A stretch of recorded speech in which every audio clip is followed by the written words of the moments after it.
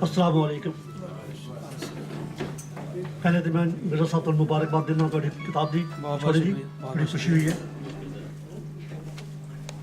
क्योंकि काफ़ी लोगों ने बड़ी बड़ी अच्छी चीज़ें पढ़िया ने मेरे को तो कख नहीं है जी।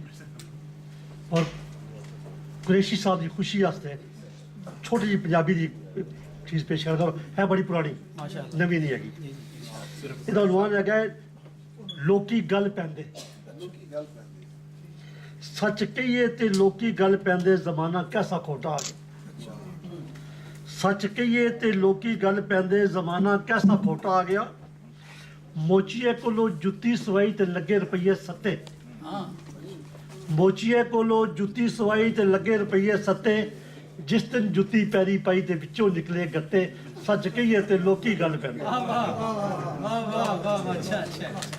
कसाइए कोलो गोशत गदा बुढ़ी भेड़ कोके उत्ते वर्क चमोड़े। कसाइए कोलो गोशत गदा बुढ़ी भेड़ कोके उत्ते वर्क चमोड़े। सारे घर दा बालन गलिया गलन दे विच ना आवे। सच कहिए ते लोकी गल पैंदे। साडे चकवाल दा घड़ी साल सी ओदा नाम सी मीना बेचारे दा अल्लाह ताला उन्हें जन्नत दी जगह दे।